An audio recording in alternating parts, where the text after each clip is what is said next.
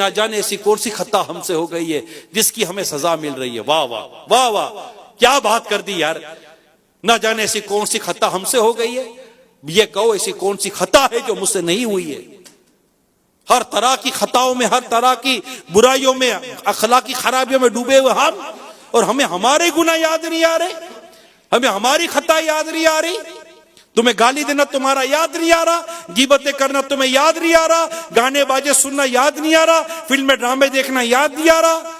ये बदकारी करने वालों तुम्हें तुम्हारी बदकारी याद नहीं आती, ये शराब पीने वालों तुम्हें तुम्हारी शराबें याद नहीं आती, ये माँ बाप को सताने वालों तुम्हें माँ बाप को सताना याद नहीं आता, इस रिश्वत का लेन देन करने वालों तुम्हें रिश्वत याद नहीं आती, ये सूद खाने और खिलाने वालों तुम्हें ये गलीज गुनाह तुम्हें याद नहीं आता, शराबे बेचना याद नहीं आता, जुए के अड्डे चलाना याद नहीं आता, जुल्म करना याद नहीं आता, जुल्म की सरपरस्ती करना तुम्हें याद नहीं आता। ना जाने ऐसी कौन सी खता हमसे हो गई है जिसकी हमें सजा मिल रही है। कैसी अजीब और गरीब बात की आपने कि ना जाने ऐसी कौन सी खता हमसे हो गई है। फजर औंधे मुंह बिस्तर पर पड़े सोते रहे, फजर कजा कर दी, ना जाने ऐसी कौन सी खता हमसे हो गई है। दाढ़ियां मुंड रहे हो, एक मुट्ठी से घटा रहे हो, ना जाने ऐसी कौन सी खता हमसे हो गई है। लोगों की दिल आजारियां कर रहे हो, जुल्म सितम कर रहे हो, ना जाने ऐसी कौन सी खता हमसे हो गई है। तो सोचिए कैसी बेबाकी है ये। हम पर जो मुसीबत परेशानी आती है इसमें हम ये नहीं देखते मेरे किस गुनाहों की वजह से ये हो रहा है। हम हजार किस्म की मुसीबतों परेशानियों में मुब्तला होते हैं, नहीं इसकी वजह से हुआ होगा, उसकी वजह से होगा, इसने कुछ करा दिया था, उसने कुछ बोल दिया था, इसकी वजह से सब कुछ हुआ है। अरे अल्लाह के बंदे अपने गुनाहों को याद करो। हमें जो कुछ मुसीबत पहुंचती है वो हमारे गुनाहों की वजह से ही कब्र में रहना है।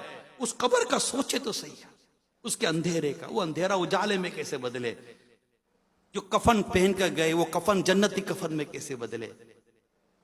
कब्र के जो सवाल आते मैं इस वक्त काबिज कदम कैसे रहूं, कब्र के इम्तिहान, कब्र के सवाल की तैयारी करनी है। पता है मुझे कि 3 सवाल आते हैं, इनकी तैयारी करनी है। तैयारी के लिए क्या क्या करना है ये भी पता चल गया है, हमको ये भी बता दिया गया है। महशर के सवाल, कब्र का तवील सफर, फिर कयामत के दिन उठना, 50,000 साल का दिन।